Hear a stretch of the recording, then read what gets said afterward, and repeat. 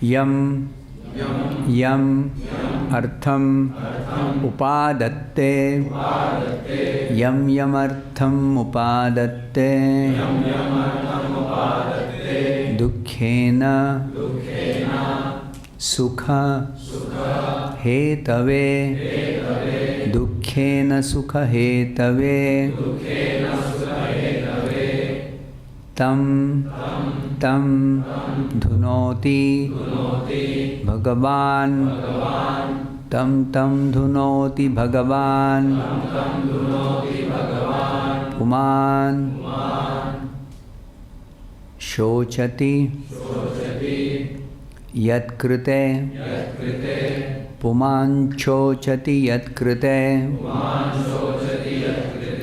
Yam Yamartham Upadatte Dukkhena Sukha Hetave Tam Dhunoti Bhagavan Puman Shochati Yatkrite Yam Yamartham Upadatte Yam Yamarthe Padatte Dukkhena Sukha Hetave Tam Dhunoti Bhagavan Puman Shochati Yatkrite Yam Yamartham Upadatte Dukkhena Sukha Hetave Tam Dhunoti Bhagavan Puman Shochati Yatkrite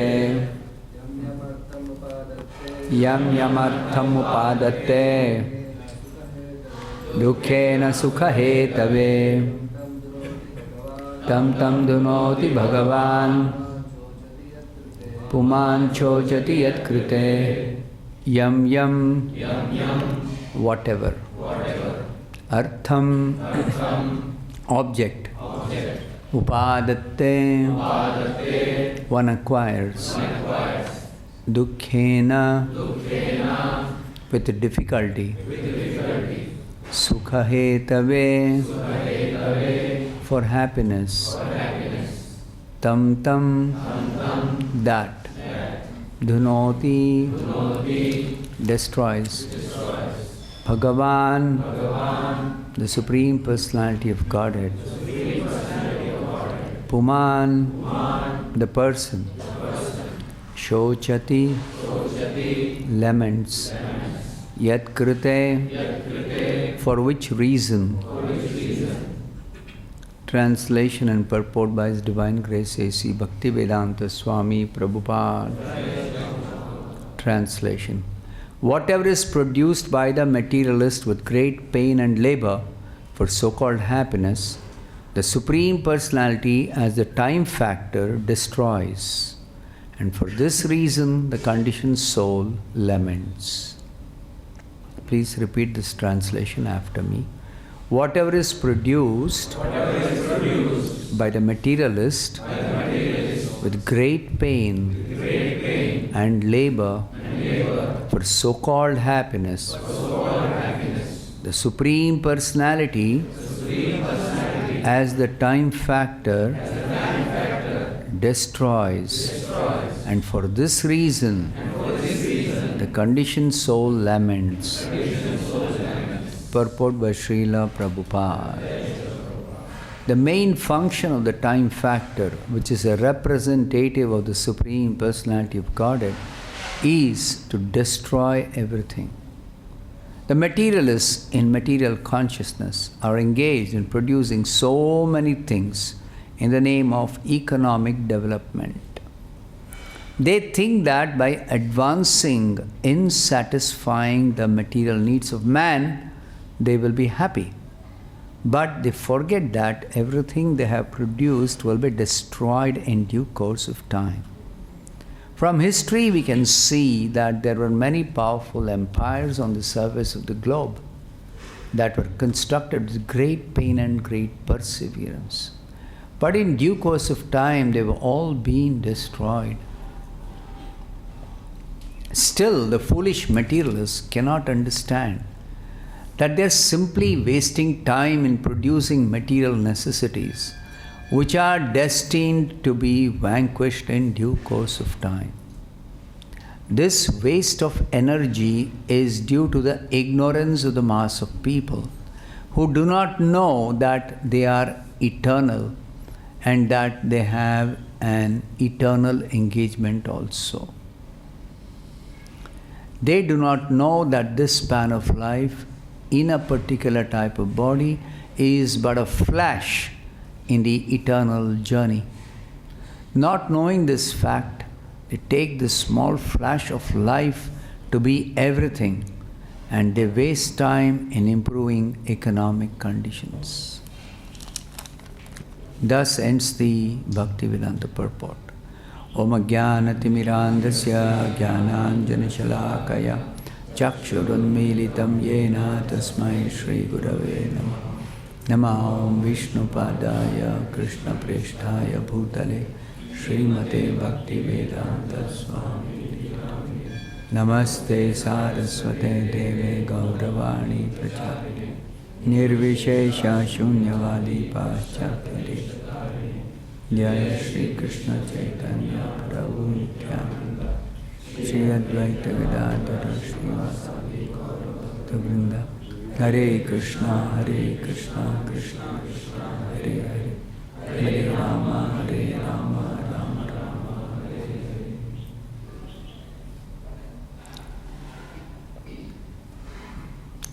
When we are studying or hearing or reading the Bhagavatam, there is a very important truth or fact we should establish in our mind before we attempt to actually read or study or hear Bhagavatam. And it is a very fundamental truth. The difference between what is temporary and what is eternal, what is permanent.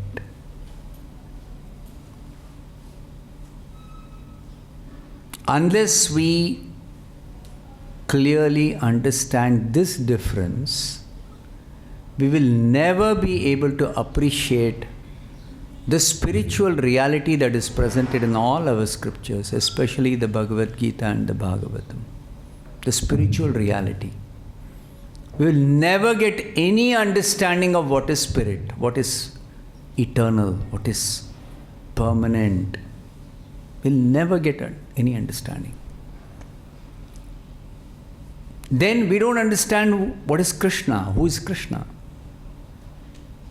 At best, Krishna may be another great person. But no, there is a very, very, very, very fundamental truth about spirit, eternality, eternal existence. And that is primarily something to do with eternality being something beyond time. Kala. Kala is also called Kala Sarpa. Deadly poisonous snake, it is compared to Kala. Because Kala has got only one business actually. What is it? to destroy everything material.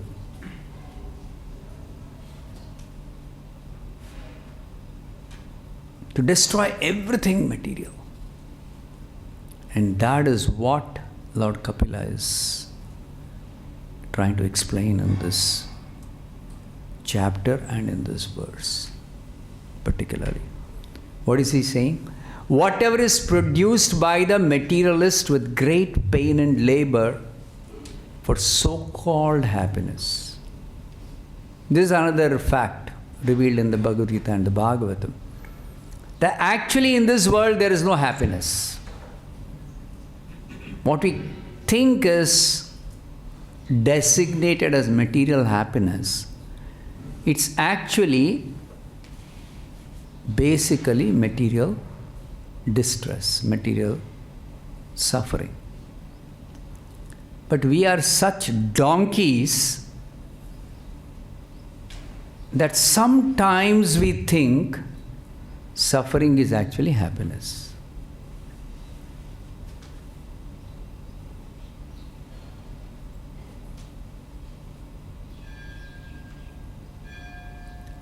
So this is another very important fact, that in this material world there is no happiness. There is no happiness. Nothing is of any tangible or real value. I won't say tangible. Nothing is of real value in this material world. Nothing material is of any value. Why? Because it's simply meant for destruction. A very nice example is given by Srila Prabhupada.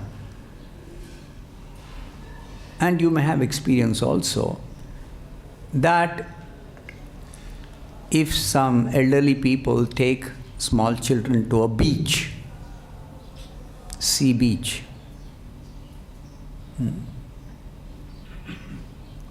and the children start playing in the sand, they're very excited. So with sand they can build some nice castle or some nice mountain or a home or something.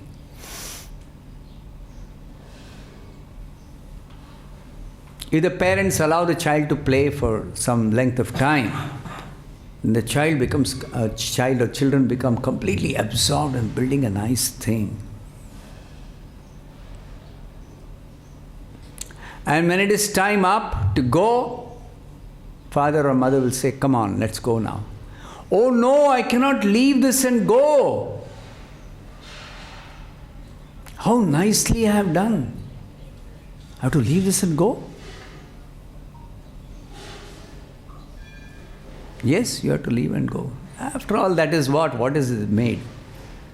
One wave will come and it will finish off the whole thing. Or somebody just walking on the beach, they will not care that, oh, some nice thing has been made. They'll just walk over it and just finish it off. Kick it with their leg. It's gone. So, just like the child cannot understand this, it's very small, it's not got developed intelligence. But we adults, we think we are very, mature, wise. But, yeah, relatively speaking, we are more mature and wiser than the children. But the fundamental truth and the fundamental reality about this material existence itself, or about matter, or about our body, about our life in this body, we have no understanding at all. We are worse than children.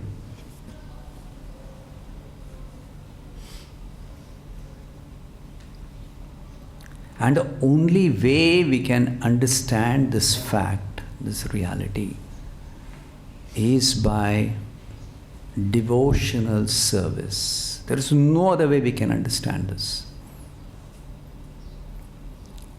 Of course, there are so many transcendentalists who don't practice bhakti, but who practice severe austerities. They do very thorough, detailed study of the Vedic literature. They are very, very pious. They are devoted to performing all kinds of rituals.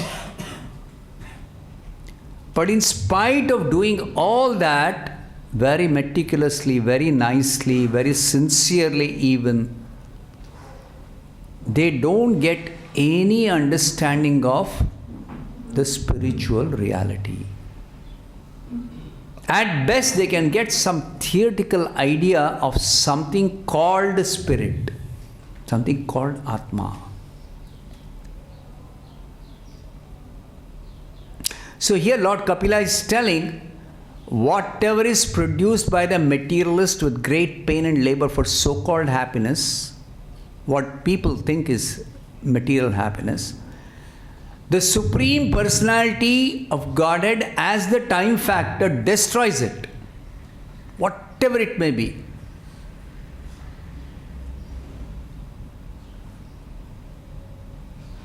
Then somebody will say, atheist typically will say, ये आप बोलते हैं ये पूरा creation है ना, entire universe, ब्रह्मांड आपका ही कृष्णा ने बनाया ना, वो भी डिस्ट्रॉय हो जाएगा ना. So why are you making some big issue about whatever we produce is going to be destroyed? The universe itself is going to be destroyed. Who made this universe? We didn't make it. That's what you're telling. We think we have made this universe. But anyway, what you say, let's go with what you say. You say Krishna has created this, no? And Krishna created, but it's still going to be destroyed. It's not going to remain forever. So why are you making some big noise about whatever you create is going to be destroyed? This is the atheist argument.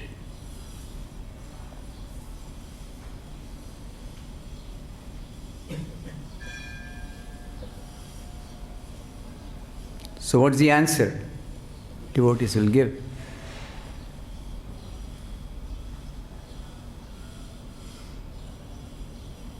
So our answer is, Krishna himself will destroy it, not that somebody else will destroy. Nobody else can destroy this. Only Krishna can destroy. The entire universe, I'm talking about the entire universe. Nobody else can destroy. Krishna himself will destroy.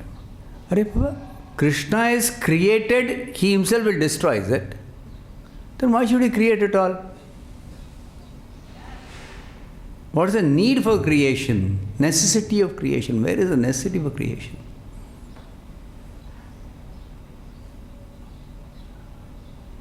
Actually, there is no need for Krishna to create this world. He doesn't have any necessity. It's for our sake he has created, sake of the conditioned souls, the foolish conditioned souls. For our sake he has created. But there is a very important reason why Krishna creates. In spite of the fact that he did not create, he creates it for our sake, because he wants to give us a chance, an opportunity. Chance means opportunity for us to try to be independent of Krishna and still be happy. And we are meant to realize, I cannot be happy without Krishna. On my own, independently, I cannot be happy. And therefore, my only business is, in this material world, to return back to Krishna, to go back to Krishna, where I actually belong. That's the truth. That's the reality. So Krishna is giving us an opportunity because we are very stubborn. That I want to be independent, I want to enjoy independently. There is one small book written by one of Chaitanya Mahaprabhu's followers, devotees, Jagadananda Pandit. It's called Prema Vivarta. This book states two fundamental reasons why we are in this material world, even though we don't belong to this material world. We are simply meant to live with Krishna in his personal abode, in a loving relationship with him. But foolishly, somehow, we are here now. Okay.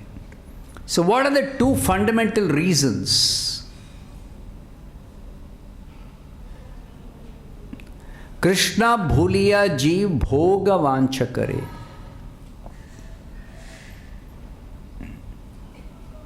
In forgetfulness of Krishna, we desire independent enjoyment. Bhoga refers to independent enjoyment.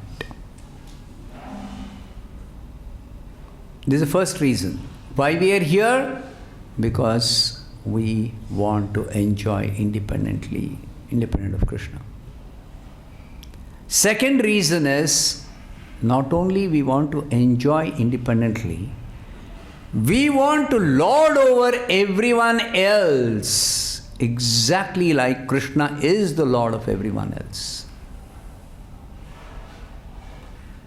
Basically, Krishna is the only independent enjoyer, and Krishna is the only Lord of everyone else. We want to take Krishna's position. We want to become Krishna, or we want to take his position. And the foolishness is that even those who are transcendentalists, if they don't take to bhakti yoga, this foolishness of trying to be independent Lord of everyone and everything continues till they make progress in spiritual life to come to the path of bhakti. If somebody studies Bhagavad Gita properly, Bhagavad Gita explains that we all belong to Krishna, we are part and parcel of Krishna, we are meant to live with Krishna. Krishna says, you come back to me, you belong to me, you are mine. And simply surrender, that's all. I'll take care of everything else. You simply submit to me, that's all. But we don't want to surrender.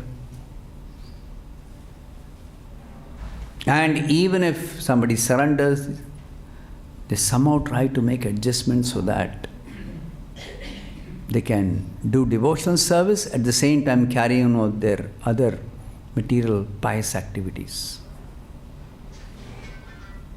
So some kind of adjustment, which is never going to work, but still.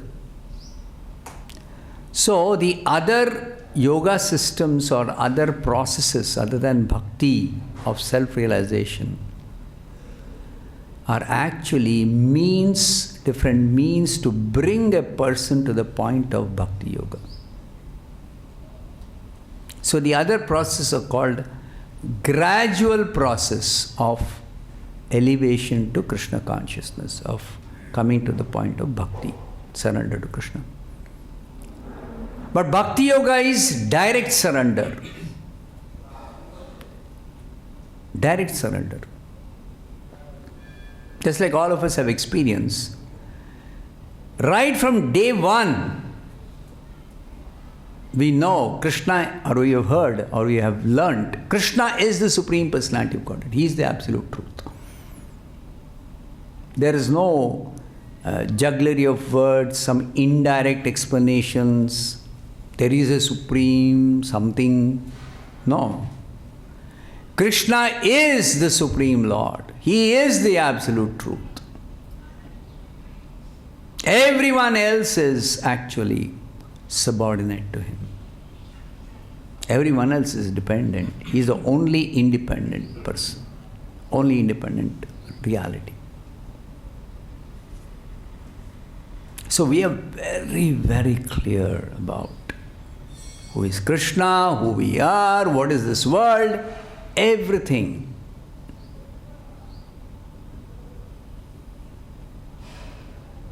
The most neophyte devotee knows all this very clearly. He may take time for realizing it, but he knows very clearly. There can't be any doubt, confusion, word jugglery. No, it doesn't exist in bhakti. But the gradual process, because people are averse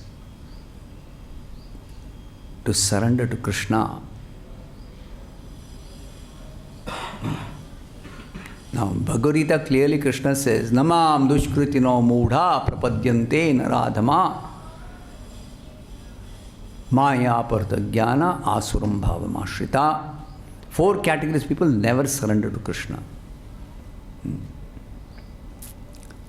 And Krishna also says there are 4 categories of pious people who surrender to me or begin to render devotional service to me. But these 4 categories of pious people, to actually come to the point of bhakti, not everybody takes up bhakti, direct devotional service immediately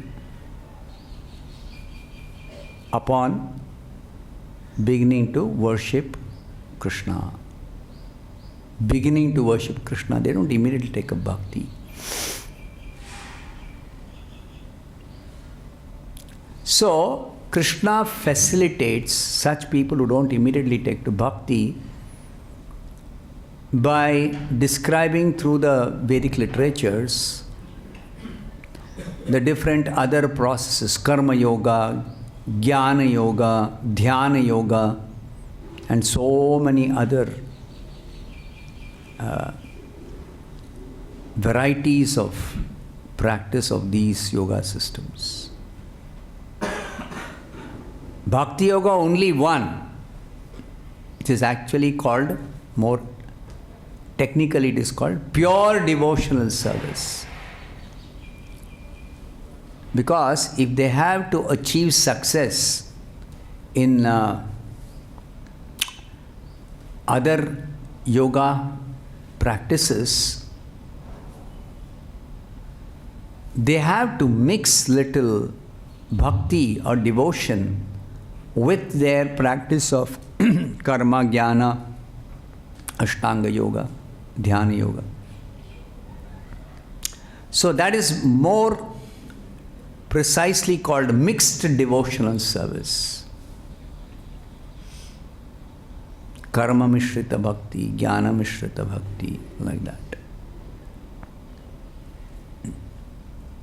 So bhakti means pure devotional service. Bhakti means pure devotional service. And bhakti applies only to worshipping or meditating or working for Krishna, the Supreme Personality of God. That's all.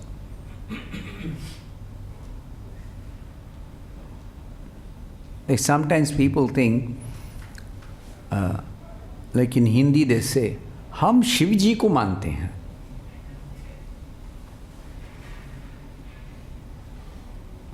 So what is this मानते हैं? This is total nonsense it is. मानते हैं, मानते हैं. In fact, in the Western world, at least in India they say मानते हैं. Western world they say spiritual life means belief. And they think it's some kind of, mental adjustment.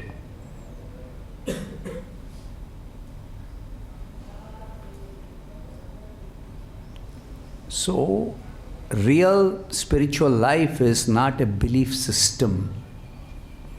That you believe in gods, there are people who don't believe in God. Or you believe in a God called Krishna, somebody else believes another God called Shiva. No, this is not spiritual life. It's another version of material life itself. Belief system. Whether we believe or don't believe, the truth, the reality, objective reality is always the reality, always the truth, always the fact. Krishna is eternally the Supreme Lord. And the Devatas, they are always in a temporary position. And their positions are going to be destroyed. Their bodies are going to be destroyed. Their planets are going to be destroyed. Their power is going to be completely taken away. See in Bhagavad Gita how nicely Krishna summarizes some of these important facts. Just 1/4 of a verse. All these misunderstandings are completely smashed. Mrityu sarva haraschaham. 4 words in Bhagavad Gita. 4 words. This quarter, 1 pada of a shloka we say. Quarter shloka. Mrityu sarva haraschaham. That's all. Over. Krishna says, I come as death and take away everything you have, including your body.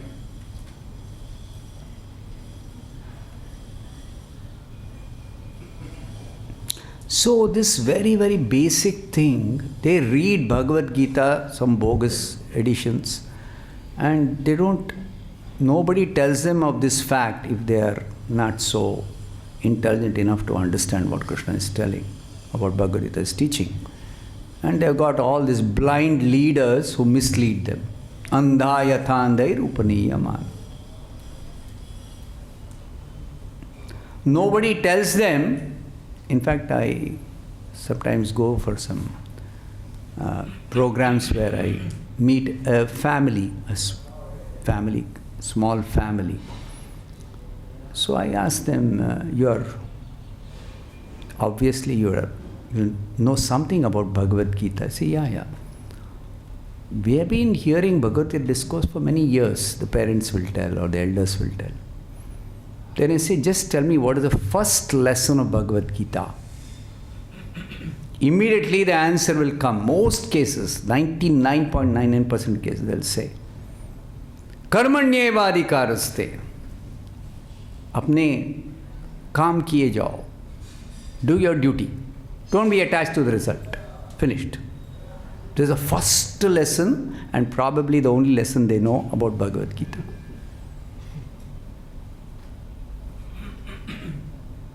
Then very gently I have to tell them, sorry, this is not the first lesson.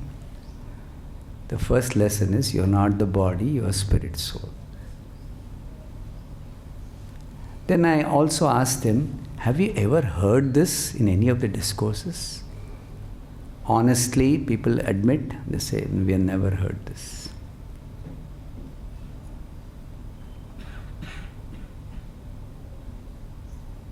You see, the very first lesson of Bhagavad Gita is never taught by all these bogus gurus, bogus interpreters.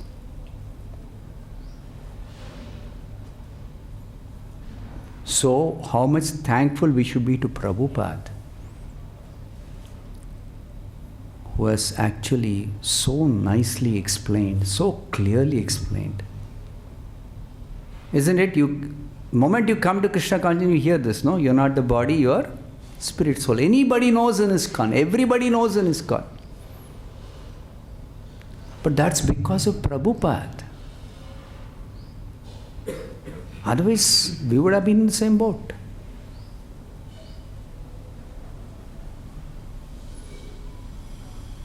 But here is the difficulty for us as practitioners of pure devotional service.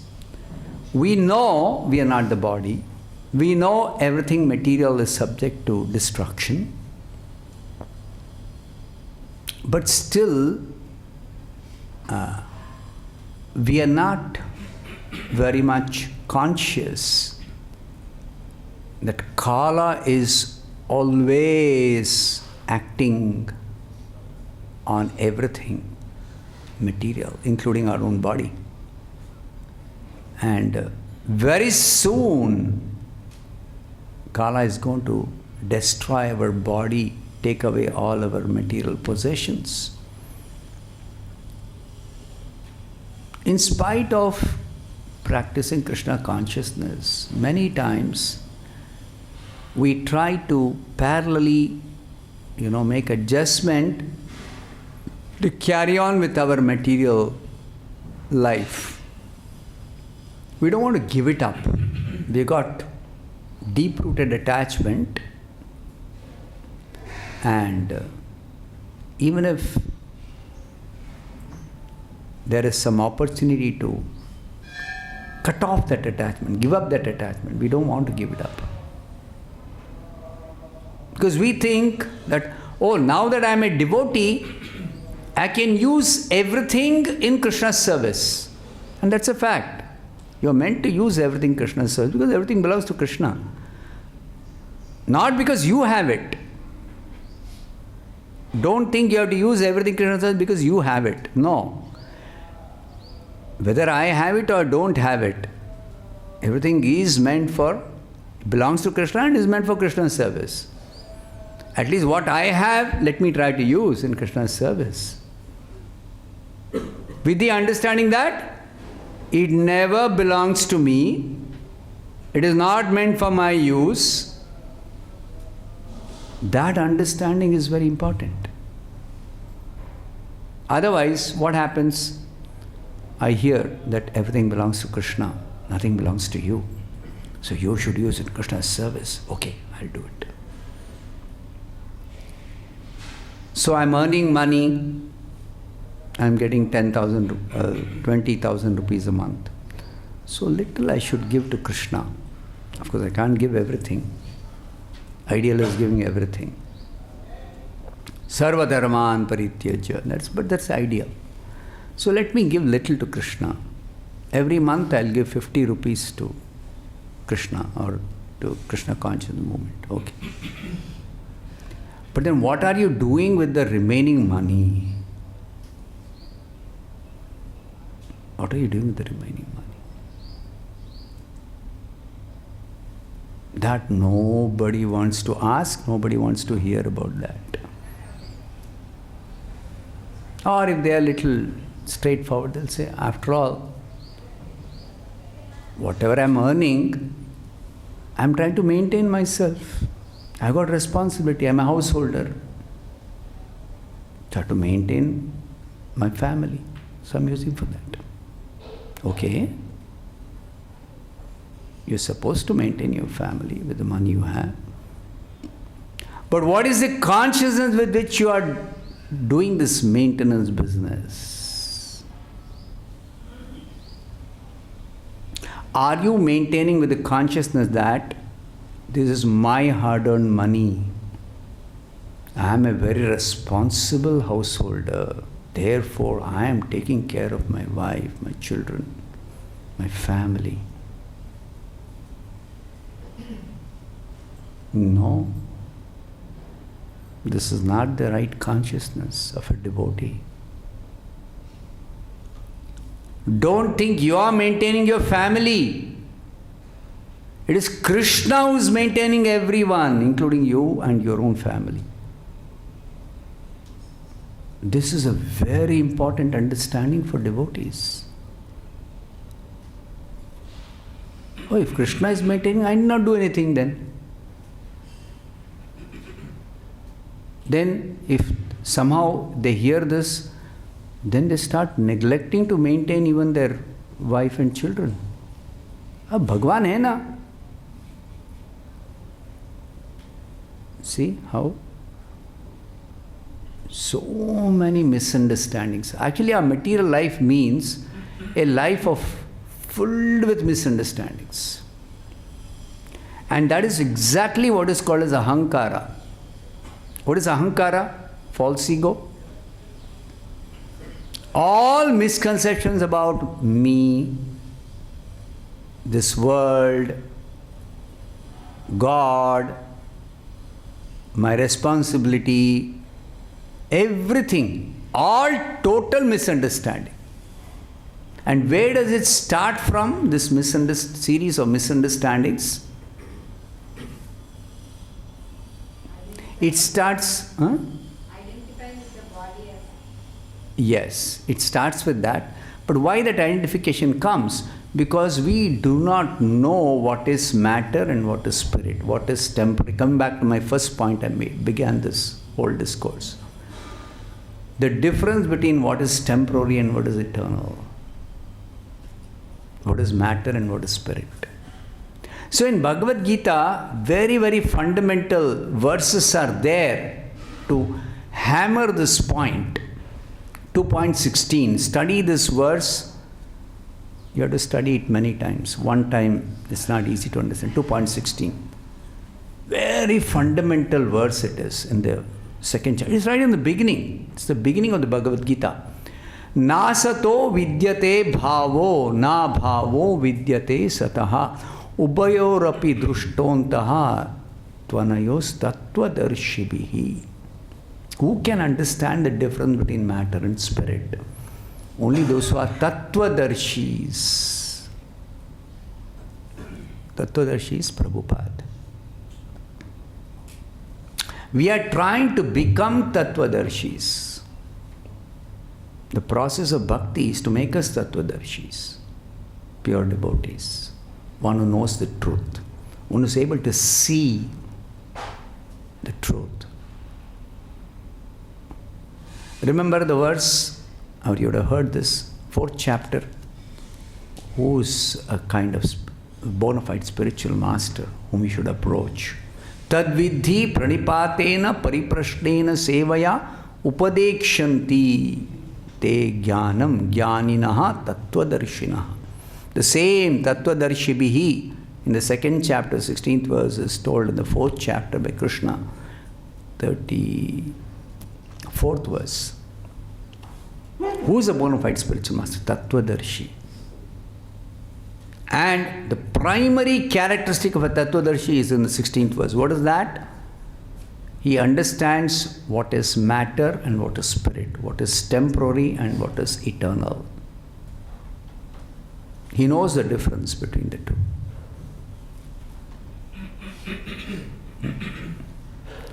So, matter is not just some dead objects like this table, this...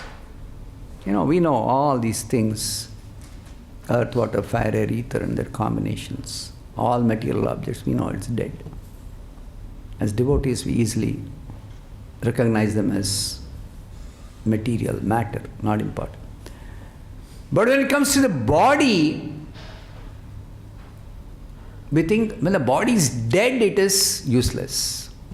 When the body is living, it's very important because I have to use it for Krishna's service. And that is where the catch is, Maya. Maya will make a donkey out of us. Yes, you should use the body for Krishna's service. Yes. And in the name of Krishna's service, we'll be engaging in our own personal sense gratification.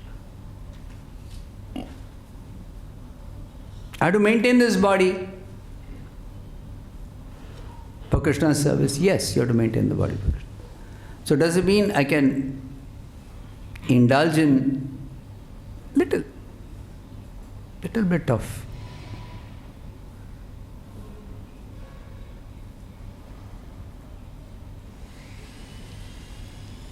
enjoyment, little bit of material comfort, material happiness. Thoda. So, like this, we make so many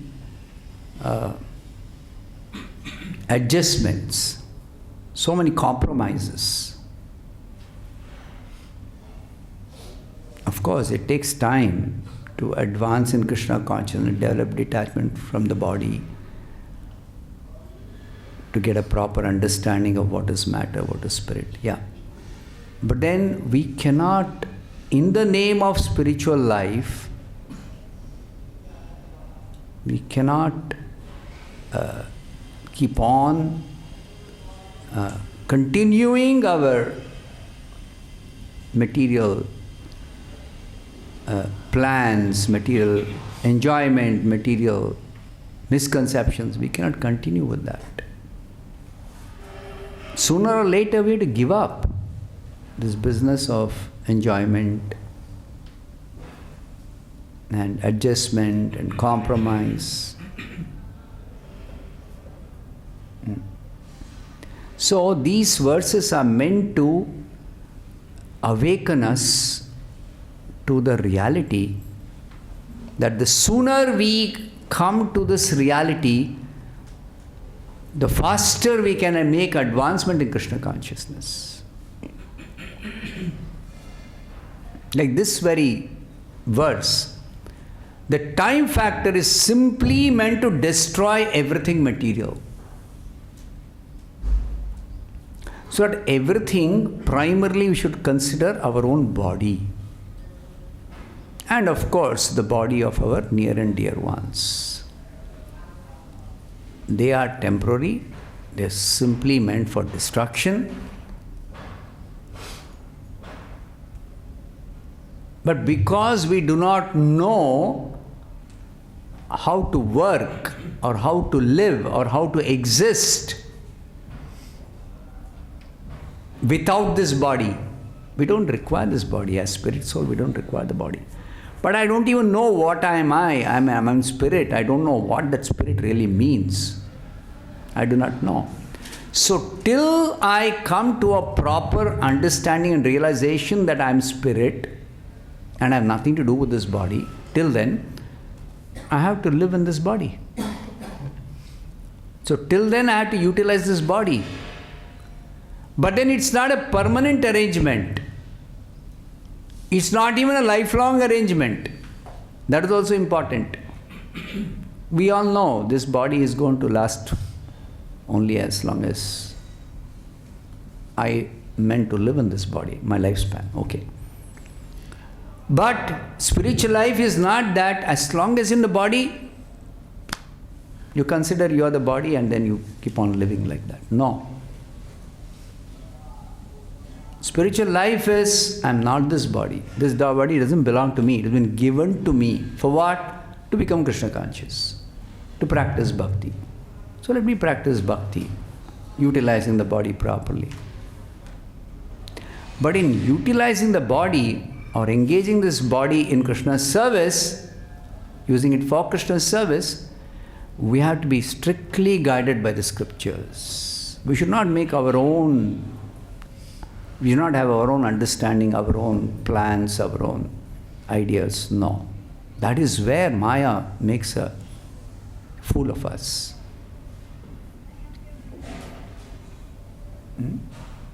So, Prahlad Maharaj very nicely says that a householder is subject to so many different challenges, particularly householder. Grihastha is, in one sense, very difficult. Because a brahmachari, I mean, ideally speaking, brahmachari has nothing to do with family and near and dear ones. Because in the olden times, at least, they used to go to Gurukul, and the spiritual master will train the brahmachari in austerity and very nicely study the scriptures and get grounded in spiritual truths. A vanaprastha has voluntarily renounced family life, in preparation for sannyas. So vanaprastha and sannyas also, brahmachari, all three ashrams, not very difficult if they follow properly in proper spirit, the scriptures. But grihastha, even if they understand from the scriptures how one should live like ideal grihastha, etc., it's not easy. So Prahlad Maharaj says a grihastha, externally he should be acting as a pound and shillings man, as a karmi, in ISKCON language, pious householder, yes. But internally he should always be detached from his family, from his possessions, from his, from all the comforts. He should be internally detached. Because as long as the attachment is there, it's very difficult to properly advance in Krishna consciousness. Very difficult. And the understanding that I am not this body, I am spirit soul will never happen. Any number of times we read, any number of times we speak, any number of times we preach, we keep hearing again and again and again the same thing, but it will not actually become a realization. A realization means it's a fact which is very, very clear, and I live every moment of my life based on this factual understanding. So that realization can come very quickly, especially for householders, because they have so many opportunities to realize the essence of material existence is misery or suffering. The householders realize very, very quickly. All grahasthas agree? Yes? Loud yes? Yes. So brahmacharis get some realization. Because householders do get realization, but the brahmacharis, how much ever they hear, they don't get this realization.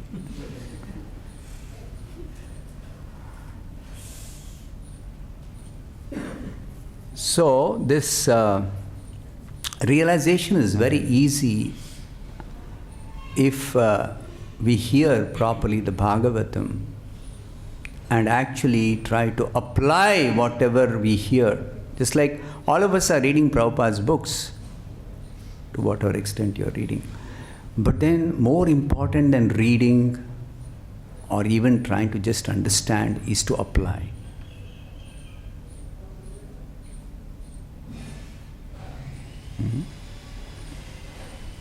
Day before yesterday I was speaking on the occasion of Gita Jayanti. For those who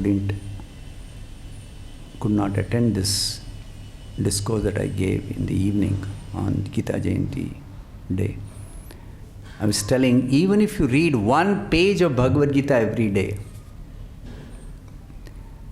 it's important that you actually try to apply even one instruction or one line of that you apply in your daily life. That is the real practice of bhakti. Applying it in my own life. And it's not easy. Believe me, it's not easy. It's so easy to speak, it's so easy to read, it's so easy to understand. But it's so difficult to actually put it in practice. That you put it in practice, you make so much advancement. So much advancement you can make. So rapidly you can advance. And life becomes so much better. In spite of so many problems that are there anyway in material existence.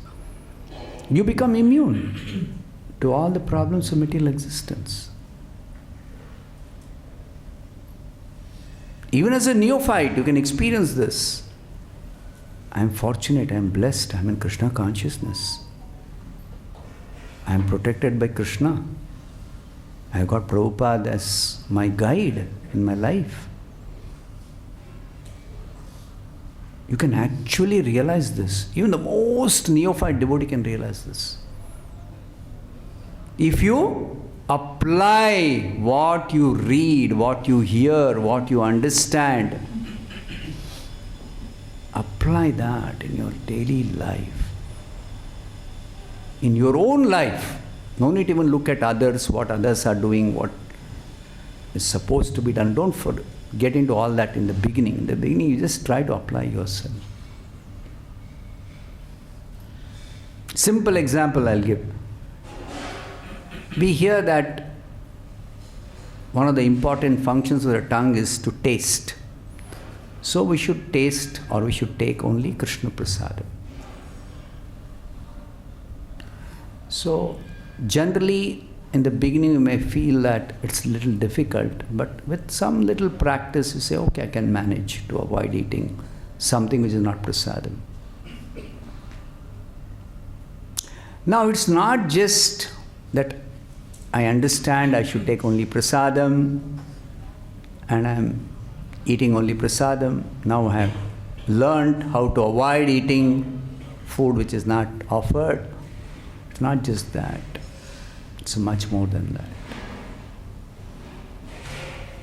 What is the consciousness with which we are actually honoring prasadam? Honoring prasadam, not eating, not enjoying, not taking, not filling our bellies. What is the consciousness?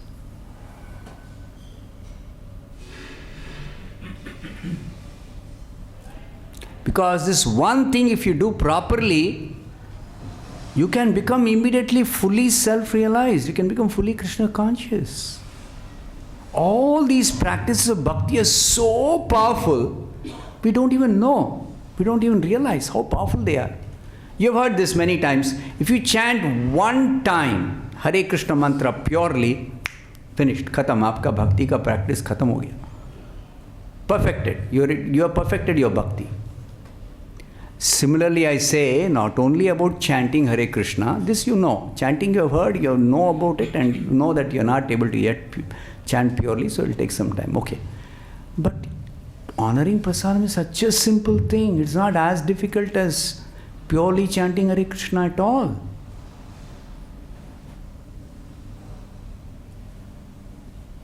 It's so easy. And we are relishing prasadam, not that we are eating with great difficulty what is called prasadam. We are not denied. We are not supposed to eat something which is so-called sattvic in the outside world. Sattvic means बहुत कम spice होना चाहिए or no spice. No, that is not our understanding of prasadam. You are nicely prepared. But then, how do you honor it? It is being conscious that Krishna Bada Dayamai, whatever prayer we say, that prayer itself, tell it little slowly. Think about it. At least when you have finished your prasadam, start thinking about it. When you're about to take prasadam, immediately you want to take. So I can't delay your taking prasadam. So reserve this contemplating on the meaning of the prayer after you finish prasadam and you're satisfied. Okay. So Krishna Bada Dayamai, Krishna is so kind that I myself on my own I cannot control my tongue. It is very, very difficult to control the tongue. So Krishna has given me this prasadam. Swaprasadam no dilo bhai. Swaprasada means prasada is His mercy. Even though I might have cooked, I might have done the offering, or I might have, brought the ingredients, or I might have grown as a farmer. Still, Swaprasad, it is His mercy, not anybody else's mercy. It is His mercy. And He is giving it to me. I may be qualified, I may not be qualified. I may be deserving, I may not be deserving, but He is giving it to me. And what is that prasadam? Krishna's mercy means what? What does it mean? Krishna becomes the prasadam. Hear this. You have heard it, of course. Think about it. Krishna becomes the prasadam. Prasadam is non-different from Krishna. So how carefully you should honor it. How carefully you should accept it.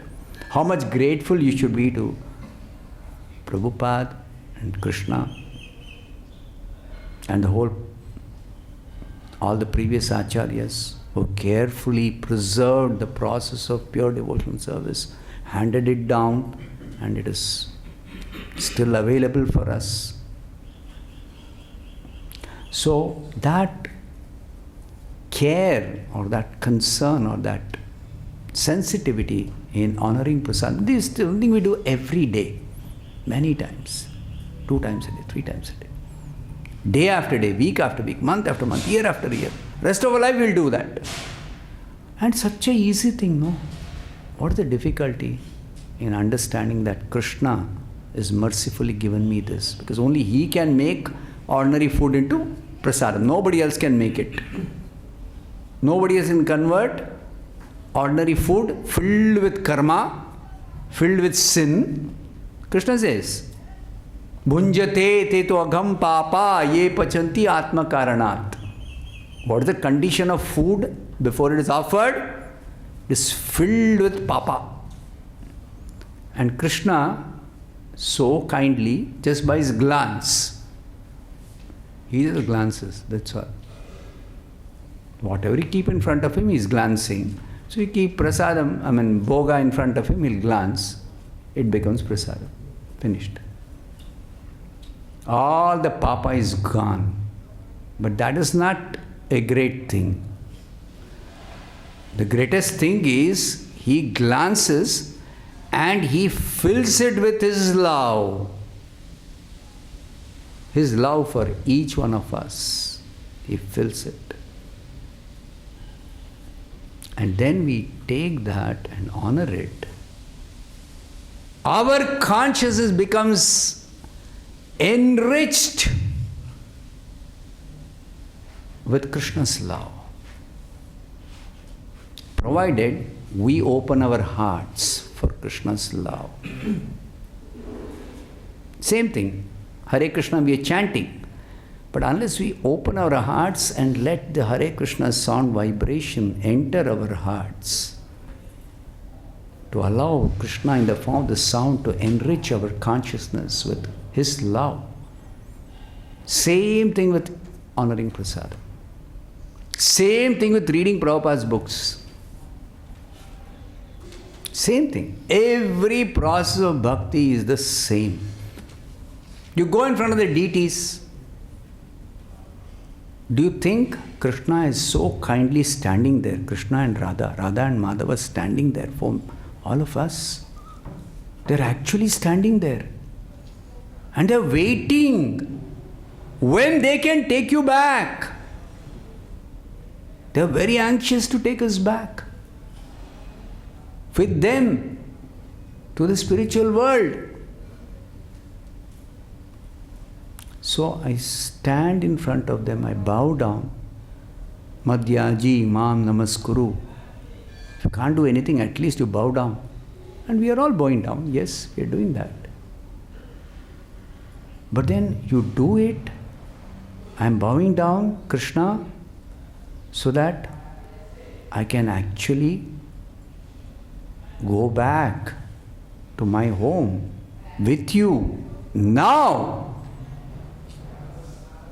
With that sense of urgency, you very nicely perform these simple things, honoring prasadam, chanting Hare Krishna, bowing down before the deity of Krishna or picture of the deity even at your home if you don't have a deity. You make rapid advancement in Krishna consciousness. You can advance so much, so much. I'll just give you an example and close with this. It's the last point. That Prabhupada, in the beginning, some hippies, fortunate souls, they came in touch with Prabhupada. Immediately, few of them started following Prabhupada. He was doing that 3-hour kirtan in Tompkinson Square Park. And they started following Swamiji, and we want to learn yoga. Can you teach us? Yes, I can teach you. Come with me. He took them to the room he was staying. And then some of them started following, said, chant Hare Krishna. They started chanting. Then some of them he said, you stay with me. They started staying with him. First, initially some 1 or 2 boys. Then some girls also asked, can we also stay? Yes, you can stay. Probably Jadurani was the first one to start staying, correct? So Prabhupada said, yes, she can also stay. Then boys and girls, everybody was staying. Very, very simple, minded people. They will be the ones who will easily take to it, no? And Prabhupada started training them. 6 months they became first class devotees. Can you imagine? Completely, surrendered to Prabhupada, surrendered to Krishna through Prabhupada, following everything, doing everything he is telling them, meticulously doing. Prabhupada is so pleased with them. Go and open another center. He sent one devotee to open one center within America. And they all opened. And Prabhupada, they started inviting Prabhupada. Please come to our center. And Prabhupada started traveling. It's actually a big, big miracle. It's not a small thing. So the same thing can happen in every one of us. Same thing can happen. If like they followed Prabhupada's instruction and did, what was their understanding? Nothing very great. No big understanding. What is Krishna? Who is Krishna? What is Krishna? Nothing. Simply do it. Sincerely do it. That's all. Every single thing you're already doing, all of you are practicing. Just do it sincerely. Forget about all those speculations and, all that interpretations, everything. Just do it, that's all. There's some company, Nike, what is the tagline? Just that, I think, is the very practical thing for us in devotional service also. Just do it, that's all. And then you see what happens after you just do it. Repeatedly you do it. Every day you do it. You're doing it. But minus all these speculations and all the kind of complications that we introduce. I'll stop here. Nantarat Srimad Bhagavatam ki jai, Srila Prabhupada ki jai.